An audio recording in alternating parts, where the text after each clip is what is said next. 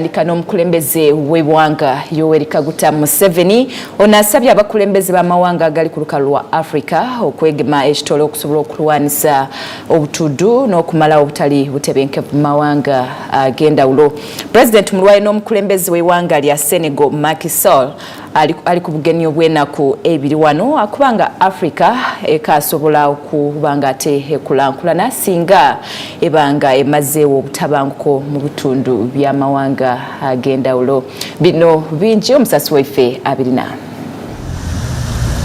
Bijira okuweereza omusanvu ogw'emisana gw'olunaku olwaleero nga Pulezidenti w'eggwanga erya Senegal mutaka mu eggwanga erya Uganda era nga ayidde ku bugenyi obwete. Ayandirizibwa omukulembeze ow'eggwanga erya Uganda Yoweri Kaguta Museveni n'oluseregende olw'abaminisita.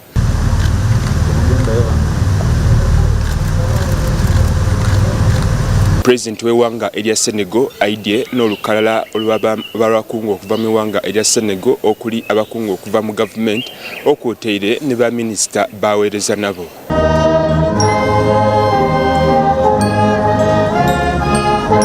Era ono okutuuka wano nga wekali akalombolombo asoose okulambula ennyiriri ng'akabonero ak'okumaaniriza mu maka ag'obwa pulezidenti wano Entebbe.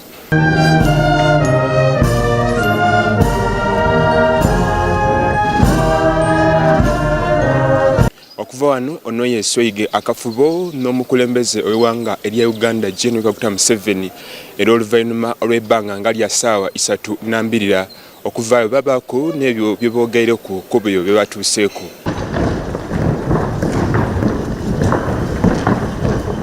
Pulezidenti Kaguta Museveni ayaniriza Pulezidenti w'eggwanga erya Senegal era yamwebaza okuyidda mu eggwanga lino. Yamulaga nti amaze ebbanga ng'akolagana n'abakulembeze ababaireku mu eggwanga lino erya Senegal era nga bakola bati bonna bakyala kuno. We have had very good relations with Senegal. Mais nous avons eu de très bonnes relations bilatérales avec le Sénégal. All the time. Tout le temps. Toujours. But the bad thing is that we have not done business seriously. Because there is a lot of chaos in many parts of Africa.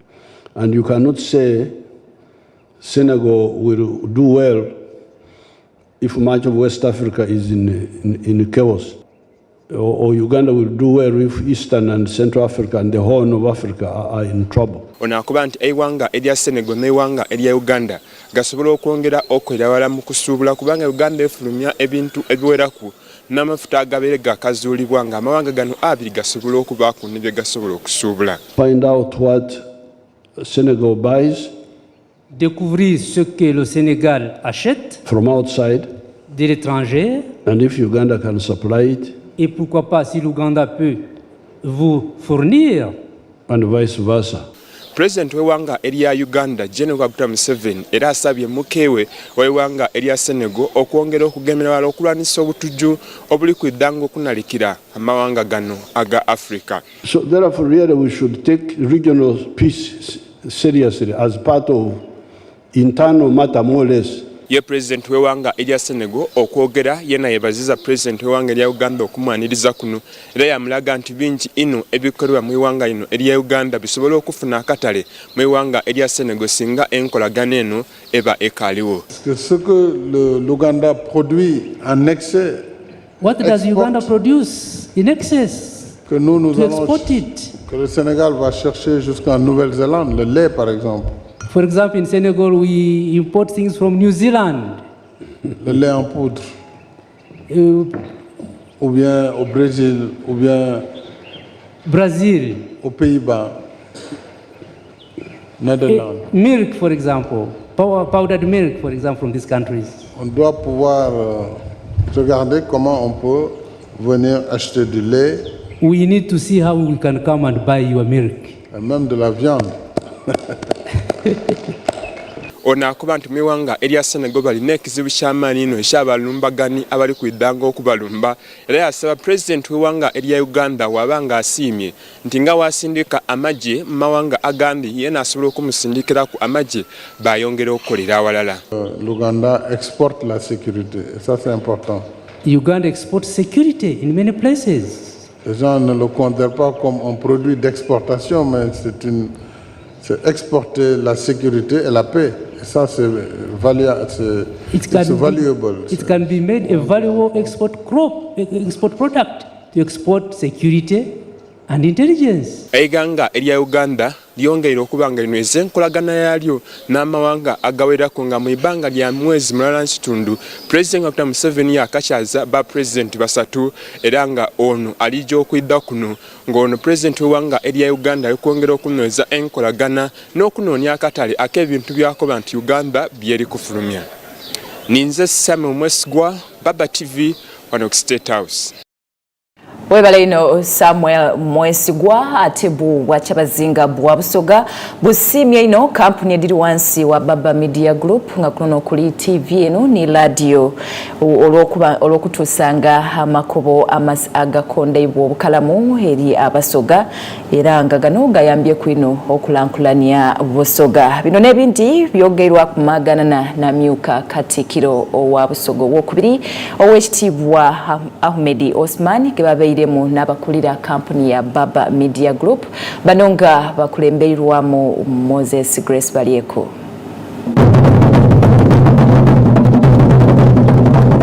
Amyuka Katukiro ga Busoga asooka owekitiibwa Ahmed Nur Osman ng'awerekerwa ku baminisita b'obwa Kyabazinga babiri okubeera owekitiibwa Yuda babiri akola ku nsonga za Kyabazinga n'owekitiibwa Amin Bosa ow'ebyemizaano olwaliro bagendegaire kwano ku kitebe kya Baba TV ekyaganibwa Ntinda mu Kampala era nga bano baagaaniremu ku n'abakulira kampuni eno okubaira agikulira Moses Grace Balyeku akulira ebyentambuza emirimu Nuruddin Ntege n'abandi Kamala. So that we know that this year this is what we have, especially from all the companies that we are dealing with. Then we work backwards now and see how we have to go.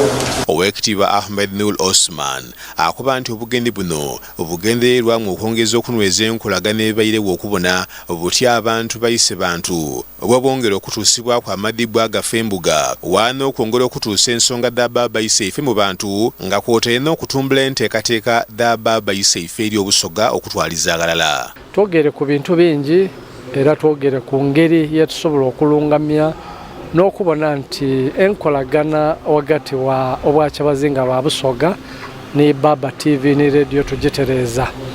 Tuyikirizaganya nti tujja kukola MOU gye tujja signinga wakati wa obwa Kyabazinga bwa Busoga ni Baba Media Group ejo tuwa enkola enambulukufu gye tujja okutambulira mu ngeri ya kugaita na kunoonya mpiya edisobola okuyamba mu bintu ne programs ze tujja otambuza mbwa Kyabazinga bwa Busoga.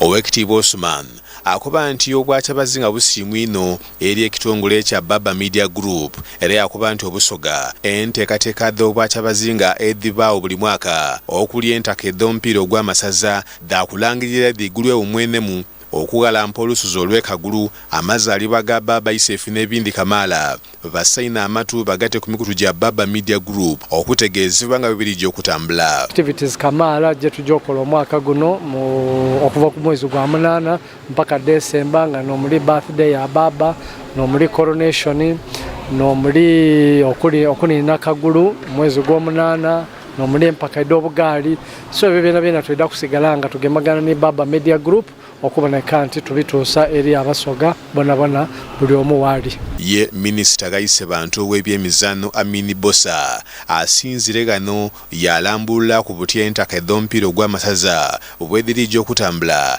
era yakunga abasoga okudeesunga. Empiira gy'amasaza gijja kutandika akaseera konakona okuva buti era enteekateeka diri mu haigiya wetwogerera tiimu edijja okutandika nga niryo samu mpira ogwigulawo ni buno le bunanumba ng'ekyaza Bukoli n'Amayingo. Etiimu dombide etegeike ino diri kwetegeka ino buli omu agera kubanga naida okuba omuwanguzi w'olunaku nenda kubayidukiza nti Bukoli n'Amayingo ni defending champion ayi buno bunanumba akoba nti ogwo gwali mwaka gulo oguwaire ayi kuluno beteeseteese ekimala. Nuruddin Ntege nga n'atwala ebyentambula y'emirimu alambulwire ku biviire mu magaana gano era yagera ku lwa Baba Media Group okuweereza obusoga paka nga butuusibwa mu buntongi. Baba Media Group ye media house ekola emirimu gy'obwa Kyabazinga ekiikirira obwa Kyabazinga etambuza ensonga n'ensonga zonna ezikwata ku bwakyabazinga n'abantu b'omu Busoga bonna okutwaliza awamu. Tege ku nsonga ey'amasaza akoba nti ageesunze ino kubanga era beetegeka bwe kidde nga kikolebwa ogageereza butereevu okuva eyo mu byalo eby'endawulo yegali gy'okuyimbira. Ate kigenda kuba kyamaanyi nnyo tusobole okutuusaako omupiira tetujja kukomaawo. Tuteeseza ku nsonga endala ku activities ez'enjawulo eziri mu Busoga tusobodde tutya okulaba nga tuzituusa eri buli Musoga ne bannayuganda okukwatira wamu. Wano nga Baba TV tweyama nti tuyinza kwongera okuluma n'ogw'eitale tusobole okutuusa ku buli kimu ekifa owa Baba Isaife kubanga gano n'ennino ey'amakobo. Joel Kafuko n'atusakira ewulye lino ku lwa Baba TV Amakonde. Webale na mnaife Joel Kafuko ate bwe tweyongerayo yo ministry y'ebyempiya emaze okubaka efulumya reporter eraga butya ebyenfuna by'eiwanga byebyemereiremu mu kaire kano era okusinziira ku mutesitesi wa ministry eno Nongani Ramadhan Gobi akoba nti embeera y'ebyenfuna eri kwongera okuteeramu okuulaku nga bwe kibeire inuma. Okusinziira ku mutesitesi ministry y'ebyempiya Ramadhan Gobi ebyenfuna by'eiganga bwe biri buti birinandinandi ku okuwula ku bwe byali wagati w'okukumenkereza omwaka oguwaire ni ku ntandikwa ya guno nga buti okunaabuuka kw'empiya kyete inflation kwongeire okuyika paka ku bitundu 4.9 ku buli 100 okuva ku bitundu 10.9 ku buli 100 nga bwe baali einuma kwawo. From 10.7% when it peaked in November, rather October last year. This reduction in inflation has been mainly due to a slowdown in the pace at which the prices of various goods were rising as a result of deceleration of the transport prices, the transport cost, of course due to the reduction in the price of our petroleum products. Gobi akoba nti ebyenfuna okutereera kivuire ku nteekateeka enkalamu abali mu byenfuna gye balambika okutambulira ku nga kino kiyambi ne Uganda okubita ku bibalo ebya 5 ku buli 10 ebyali birambikibwa banki y'ensi yona. Composite index of economic activity has increased by 1.1% from 154.62 in April 2023 to 156.36 in May 2023. Ono ajja okwogera bino ng'ali mu lwekubaana ne bannamawulire mwalangirire nga minisitule eno bweweereza ebitongole bya gavumenti omutema ogw'empiya ku mbalire y'eiganga edda ekitundu ky'omwaka gw'empiya ekisooka ekiva mu mwezi guno okutuuka mu mwezi ogw'omwenda. The expenditure limits for Q1 of this year were derived based on the work plans and procurement plans of the ministries, departments and agencies as well as local governments and the available resources for Q1. This quarter is going to run from July to September.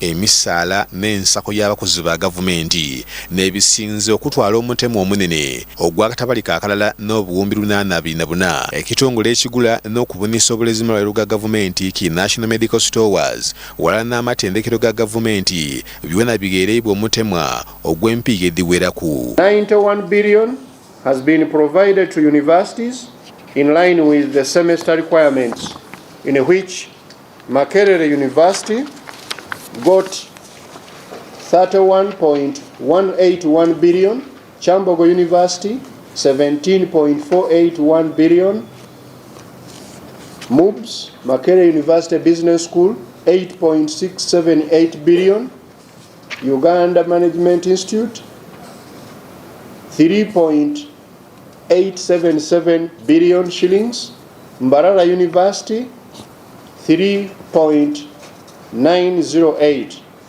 while Gulu has got 4.146 billion, among others. They are all the public universities received money. Muhammad Mukalu ni Jengo Elia na batusakire uli lino ku Baba TV Amakonde.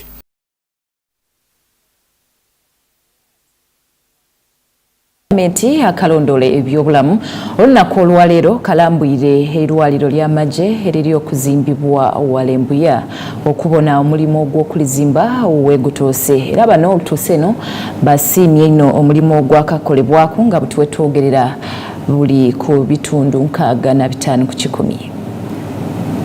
Okuzimba erwaliro ly'amagye mu nkambi y'Embuya kwayinama mu 2018 ng'omulimu guno gwali gwakuga mu 2020 aye olw'okubalukawo okw'ekimbe kya Isese Bukambwe tikyasoboka nga bwe kyali kisuubirwa.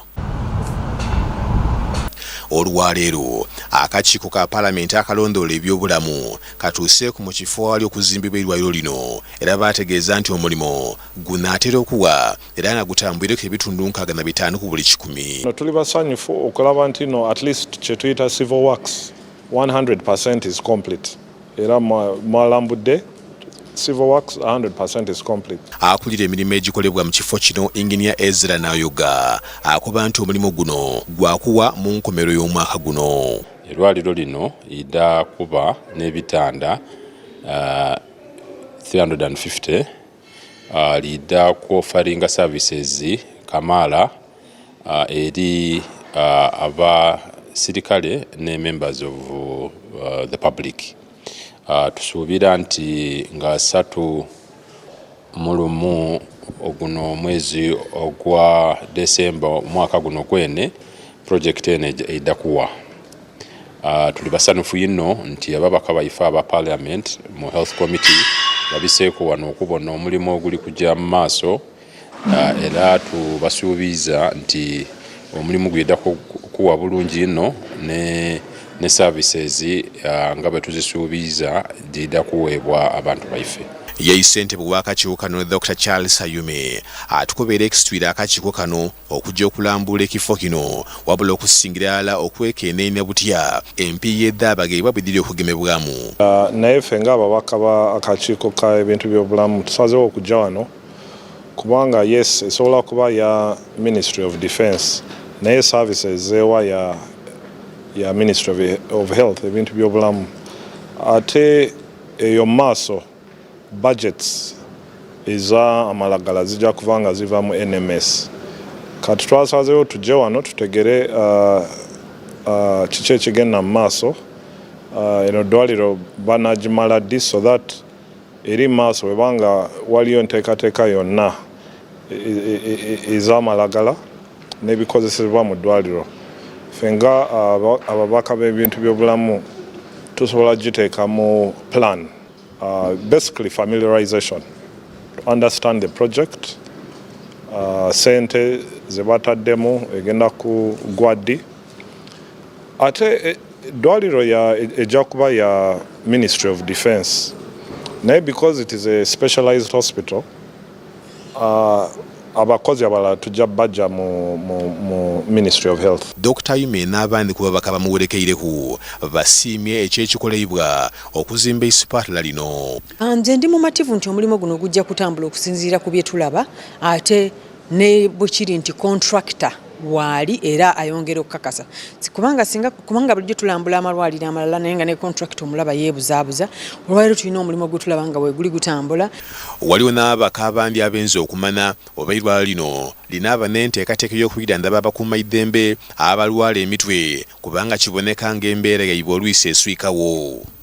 Twetegereza buli kimu ekirimu bakoze omulimu mulungi naye nze ng'omubaka ali concerned nnyo ku bya counseling mu ggwanga lyaffe abasirikale bangi balina ebizibu ebya mental health bafuna ebizibu mu mirimu gyabwe ate ebiseera ebisinga tebatera nnyo okufuna support eyokubayamba okuba counselinga. So ekizibu ekisinga okuzingamya enkola za gavumenti zonna n'enteekateeka za gavumenti eno buli bwanguzi obubbi obubbi obulabibwako n'omwana omuto bwe businza olemesa projekiti zonna naye nga ffe tulowooza nti ekyo singa kikolebwako abakenuzi ne bakwatibwako ate nga batandikira ddala waggulu. Minisita omubezi w'ebyokwerinda Huda Oleru akuba nti empiiyi ediri mu kukozesebwa okuzimba eirwayo lino diri kuva mu irwaniro e Somalia wana obugabirizi obusaamusaamu okuva mu kitongole eky'amawanga amagere ki UN.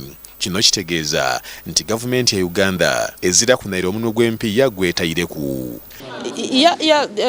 This hospital here we are using our internal revenue that we are mobilizing. You know, we have our gallant sons and men who are doing mission abroad, especially in Somalia. We have been helping our brothers and sisters there to create peace and security in that country, because one of our 4 principles of NRM is Pan-Africanism. So we had to bring in, take our people there to provide peace and security. And in that, we couldn't take these people just as a human beings. We have been giving them equipments that will make them to create that peace. But now UN also has been supporting us, especially in maintenance of these equipments. They have been supporting us. Jengo Eria, Muhammad Dimokalu, n'abatusakire ewulire lino ku lwa Baba TV, Amakonde. Ebyo nga tubiziza kumbali ate ye omukubiriza w'olukiiko olukulu lw'eggwanga nkani Paalamenti Onongani Anita Among alagire Ministry y'ebyenguudo wala n'ey'ebyempiiya okuvaayo mu bwangu n'embiro okuleeta alipoota ennambulukufu kuwawe batuuse mu kukulira district ebyuma ebirima enguudo. Omusasi waife leka twebula kwawo. Speaker Anita Among okuvaayo n'ekiragiro kino oluvannyuma olw'omubaka wa Paalamenti akiikirira abantu b'e Kasambe y'amambuka Patrick Oshabensamba okuba nga talopera Paalamenti tebitundu bingi nga muli n'ekyo ekyakiikirira otawa disitulikiti edindi Kamala n'okusingira leedo empya kedayida nga tondebwawo tidifunanga byuma bikolanga udongo tineedo wairenga Paalamenti era bisimbira nnyo okuba nga tesobola okuuma omutindo ogw'enguudo mu bitundu bya Uganda eby'endawulo. Last week we notified you on the issue of the Road Act 2019, which did not have the attendant regulations to aid its enforcement. And in less than a day, and one of the recommendations that we talked about was inspection of vehicles in Kagadi, where 16 people perished. That was really so sad. So sad that a vehicle can just ram on another because of the dangerous condition it is in. And we are aware that it is the regulations that are integral in operationalization of the laws that we have made in this house. Baramukuwambikula Minisita omubezi wa guno nigule Ministry y'ebyensente Henry Musasizi akobye nga babawaayo empiiya wairenga tidaawayo bukalamu wabula bakola bukulira okubona nga ate edasigalayo doona badirekula. I want to know whether the issue is giving the balance or whether it is providing, availing the road units. Madam Speaker, in our opinion, the issue is ensuring that all districts in the country and municipalities have functioning road units. And Madam Speaker, this is the matter we are working on. The President is involved, and we shall ensure that all districts in Uganda get road units. Ne bateekawo etteeka erya road fund nga ku buli liita y'amafuta kulina ssente evaako nga ssente eyo zirina kgenda butereevu mu kukola n'okuddaabiriza enguudo zaffe. Weewaawo we twogerera kikwasa ennaku nti ssente zino zisoloozebwa kuba amafuta tugagula, naye we zimala okusoloozebwa zonna teziteekebwa ku nguudo. Ekikulu ekiri ku nguudo oba road fund, ssente zonna eziba zalocatingiddwa nga zireeteddwa nti zikole ku nguudo zikole ogwo omulimu gwennyini oguba guzisindisizza kyekikulu ekisooka. Ekyokubiri tulina okunoonyereza obulungi nti ssente bwe ziba nga ziggyibwa ku mafuta ng'oba ssente zaalooketingibwa nga za nguudo ate zibulirawa wakati awo okuba nti tulina state of state of roads in Uganda. Lwaki enguudo zaffe zikyali mbi ng'ate ku buli mafuta kuliko omusolo okubeera nti nno gukozesebwa mu kubeera nga guziba mu kukola infrastructure oba enguudo. Kakooza Ivani nosakire bino lwa Baba TV amakombe. Nisukayo naife Ivan Kakooza awene tulijja kubanga ate tujja ku Monsambo Dabasoga oluvainuma tudda kubanga ate tufuna ku lwendo lwa Madi. Baba TV amakonde ku 3. Atatyama naise ku kisiki tamana nkoba dabusika mukagwa enensamba erina amakulu agakoba nti abantu abakaire bayidduire amagezi amakusike era bano neni nayo okumana bulido tutwale nga ino okuwabulwa kwaibwe.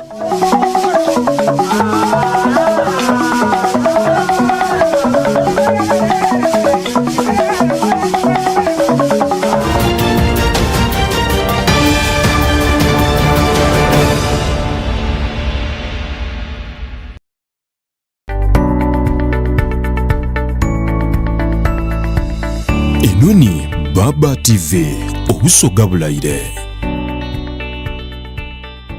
Abantu b'ekirika n'ebitundu ebiranyeewo tweyune ekifo Junction Shopping Mall ekirika Namugongo Road mu maaso ga Sheru Kireka. Jangu wegulire ebintu mu maduuka gaffe omuli supermarket ez'omulembe, amaduuka ag'engoye eziri ku mulembe, ayagala amasimu amapya, restaurants ez'omulembe ezifumba ekimere ekiri loko, emmere yaffe endala omuli ne Continental Food, Makeup Studios, yenjogera ekindekeki, bannange parking ngazi ate nga security eri ggulugulu. Byonna ebibe ku Junction Shopping Mall ekirika Namugongo Road Masuga Sheru Kireka tukulindiridde.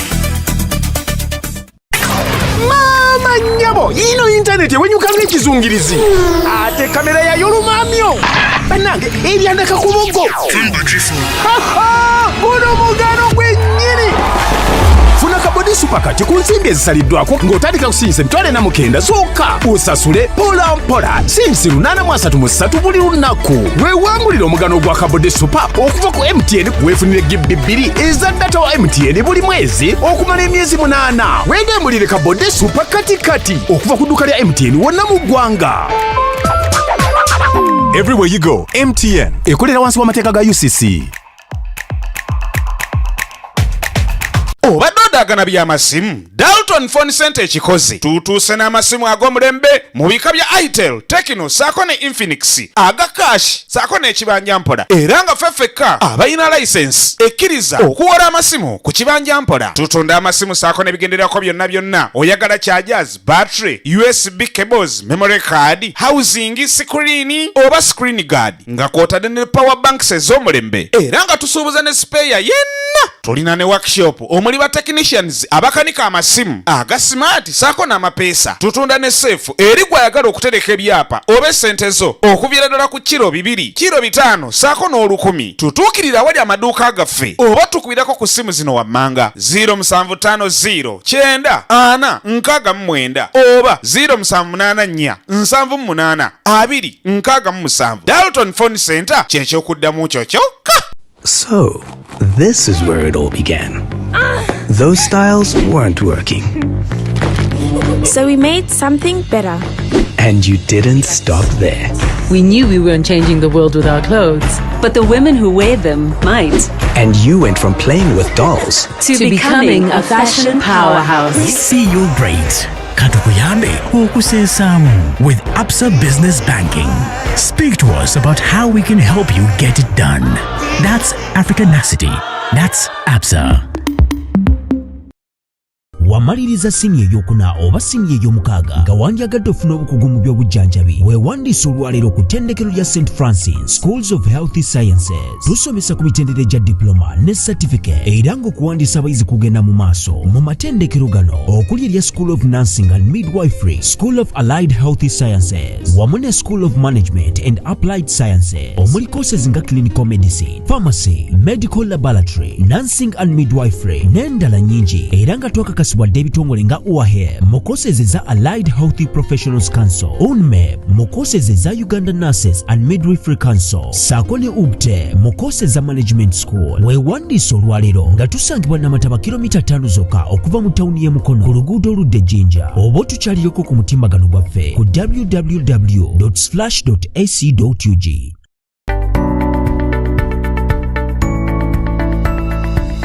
Enoni Baba TV obusoga bulayire.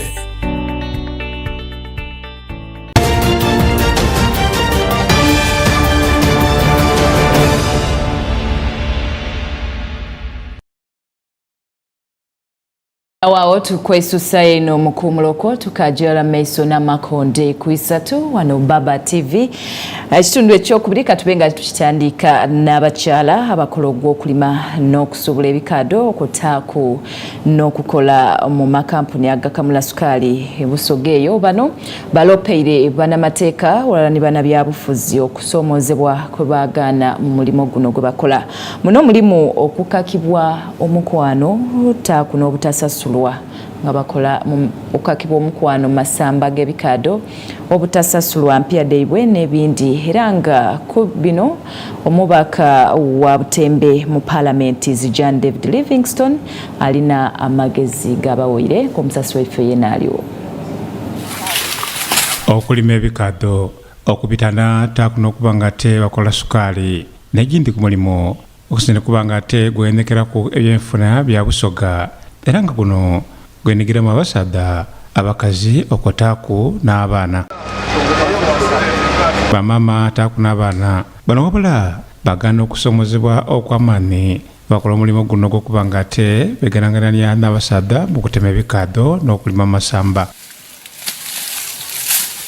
Omubaka w'essaza lya Butembe mu Parliament John David Livingstone nga wana ekitongole eky'abannamateeka abalwanira eddembe ly'abakazi ekimalibwaku nga Network for Public Interest Litigators baganemu ku n'abakazi abali mulimu gw'okuba nga te balima n'okusobola ebikado kusoomozebwa kubaagala mulimu guno okutaaku n'okutema empenda kuti bayinza okuba nga te bayambibwa mu mbeera ng'oti neeyo. Mu maaganana gano agwali mu kibuga ekyeyinda bannamateeka bano basoomesa abakazi bw'eddembe lyabwe otaaku n'amawango agafuga emirimu taaku n'abakozi. Muteekewo embeera emakinga sure nti abakozi bamwe bali safe. Bamama balombodde ebisoomooza kamala omuli okubabinika emirimu emizito ino obutasasulwa okubakaka omukwano masamba g'ebikadde yebakolera taaku n'ebindi kamala. Naje hapa akalimwa nga zira butusi zira ovot naje namukoba nti ndidi erima mikadde yampa omulimu kati okumukoba nti butusi yankoba nti mala okulima denje okwaduka okulekuki nibyo ebikadde byange mu ngeri ya transport wano mwakalubiriza emotoka ekubala sente ate bikadde nebiba ku motoka nga ukinamba nga tujyawo bona bo kusanga kama bafu bayinza okutwala n'emmotoka ne bakusuula eyo enkuba nejja enkuba erina okukuba tolina okumala ekkatala liba lingi ate oba tolimaze sente tebakuwa. Omubaka wa Butembe Parliament John David Livingstone akuba nti abakazi bano abangwirwa olunaku olwaleero bakuyamba ino mu kulwanira eddembe ly'abakazi bano ebw'abandi n'okusingira ku mirimu egyo gye bakolera n'ebitundu ebindi bye bafuluma. Nga tubasomesa mu kye tuyita business and human rights ebyobusuubuzi ebyenfuna aye nga bitwalira mu eddembe ly'obwebange. So mu 45 g'ensomesa olwaleero ndijja kulobolamu 25 abanaasobola okufuuka peer human rights defenders. Musulo Robert, Baba TV, Amakonde. Ate byonga tubiziza kumbali ko akakiiko ka palamenti ak'ebyobusuubuzi kano keizemu okukuno omutesiteesi omukulu ministry eno Geraldine Sally ku nsonga ey'okusengula ekitebe kya ministry eno kukitoola ku Farmers House ya kitwala awandi nga bakozesa MPA eddembaliira ennongosereza. Sally akuba nti ekizimbe we bakolera waali nga watono ate nga n'ekizimbe kyonna kikeerike nga tekibayikiriza kubanga ate bakola bulungi emirimu gyabwe. Katubone emboozi eno. Most of the supporting documents. I don't. Omutesiteesi omukulu ministry y'ebyobusuubuzi Geraldine Sally olwaleero abonekaku era akakiiko ka palamenti ak'ebyobusuubuzi kalinga ate yeesambye okumalira entengama ediwera. Akakiiko kano lwemereza ku titimbe ow'empiya bino nga bikolebwa okuwaddaabulankanyizibwa n'abakulu minisitule eno era ng'okusinziira ku alipoota abakazi balina mutesiteesi omukulu ono minisitule eno bakuba nti ono yagula emmotoka aye nga ate emmotoka zino nkayire ino kumpi yadda waigulu ino taako n'okuba nga takolesa ensente edindi okusengula ekitebe ekya minisitule eno okuba nga ate bakiiza mu kifo ekindi. Dictated for some other issues we are yet to know, and we want to know. It will help us tell who you are. But the Ministry of Works quoted 4.6 after revision inclusive of VAT and contingency of 5%. How did you give a contract of 6.2 billion? Procurement is here. What process did you go through to give this contractor this job? Mukwanukula Geraldine Sally akobye ekizimbe kino bwe kyali kikayire ino nga tebasobola kuba nga ate bakikoleramu. Proceed. Thank you very much, Chair. So, when I looked at the MOU which was signed between Ministry of Trade and Uganda Property Holdings under the Office of the Presidency, actually I thought there was an error when it read that the surcharge was 11.8 million Uganda shillings. I thought there was an error. I thought maybe it was an old document which was obsolete, and I thought that it couldn't be true.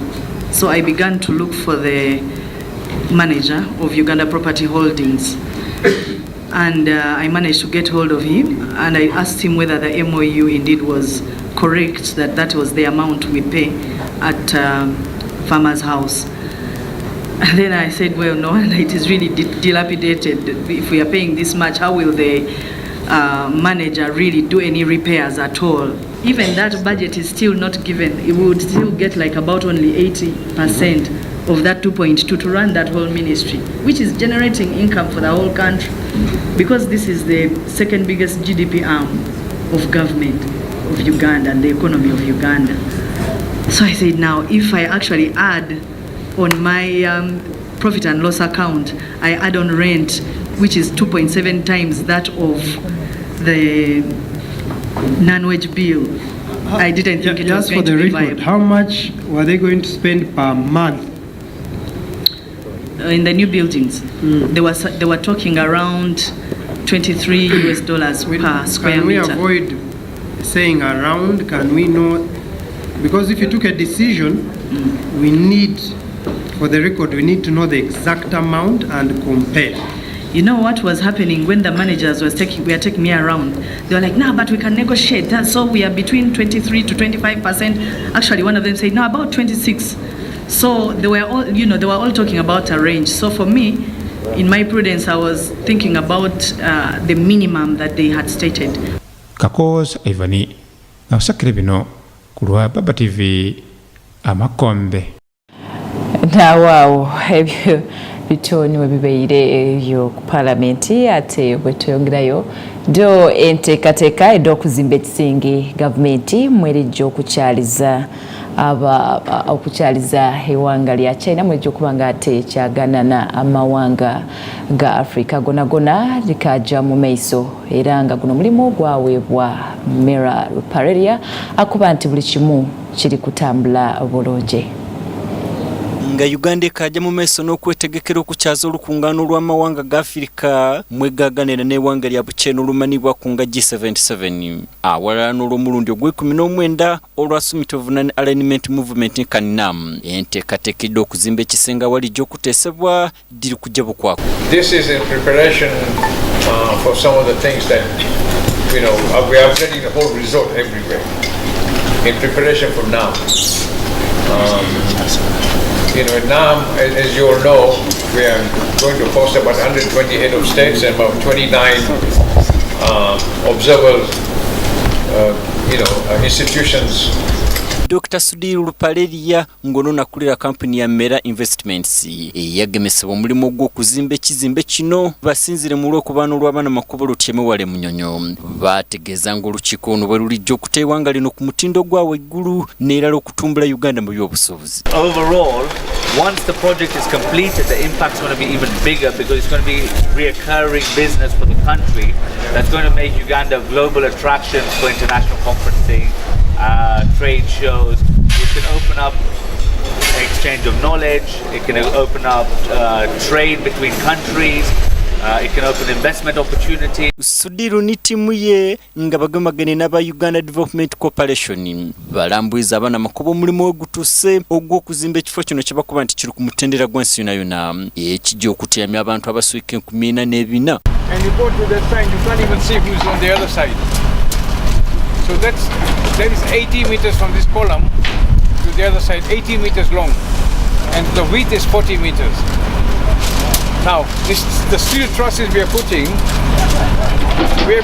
we'll be able to hold 3 tons of weight of speakers, air conditioners at any side of the trusses. Can hold 3 tons. I can put it here, I can put there, and it will not bend.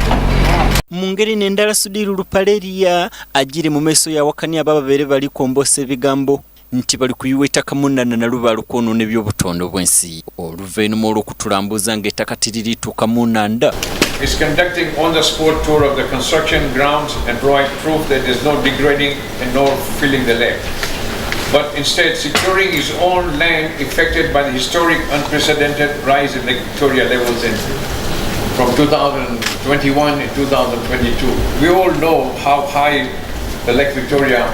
Sudiru ayongera okutangaza ku maadi agafudemba mu mwaka gw'e2019 ne 2020 agaviira kwenanda edisinga okwiddula ekyabawuliriza okuvaayo n'enteekateeka oti neno n'ekiruubirirwa ekyokukuuma obutonde obw'ensi. When we came here, not even one tree was here. I don't know if you guys remember some of these trees were planted here. They were planting, so it gives an environment very tropical. Okusinziira ku kiwandiiko ekyafulumizibwa n'ekitongole kya NEMA nga kino ne kivunaanyizibwa ku butonde obw'ensi mu eggwanga kikakasa nti bano emirimu gye balikola tigikontana na kwonoona butonde bwansi era bajje mu maaso n'okukola emirimu gyaibwe. Kino eddukira nti ssemateeka ow'eggwanga awo ekitongole kya NEMA kivunaanyizibwa ku butonde obw'ensi okukuuma buli kyefaananiriza ku kino ng'era bwe wabaawo obuzibu bwonabwona n'abateeka okusitukiramu. Ramadan Senyonga ne musisirwanga n'abakusakira emboozi eno kulwa Baba TV Makonde. Olwo lw'amawanga ga Africa gonagona lumanibwa nga G77 era nga lwakubaawo omwaka ogwidda mwezi ogw'oluberyeberye. Awene tujja kuba nga ate tweyunga ku munaife Alex Kasindra Muteguya n'akanumiro ak'olusoga mu Makonde. Olusoga mu Makonde nga lukutuusibwaku Nile Special, a beer truly made of Uganda, unmatched in quality and unmatched in gold. One beer, 21 Mond Selection Quality Awards. The true Ugandan reward from the source. Mukagwa omugonzi nkwaniriza Alex Kasindra Muteguya kandomero ka Lusoga mu Makonde. Nairobi Breweries yavuddirira oba yataamu empiya omuboni waifu omulungi waabeeyo wakafuna tukalingirira ejebeeta emizizo ejigema kukulamusa mu Basoga. Mukagwa mukulamusa ife Abasoga omusaada wabaliira musamo kweirimege omukazi amuzaalira mukazige waba ali kumulamusa talina amwetegereza mu maiso. Olina kwewombeekera ebiseera ebisinga olingana ghansi. Tolinga mukweirimewo mukazi akuzaalira mukazi wo mu maiso ng'oli kumulamusa. Buwangwa bwaife abasoga ate obwidwire ivuti. Tuwende ino tubumanise n'emisaayi emito. Obusoga buno okuyisania n'amaani. Olusuga mu makonde nga lukutuusibwaku Nile Special, a beer truly made of Uganda, unmatched in quality and unmatched in gold. One beer, 21 Monde Selection Quality Awards.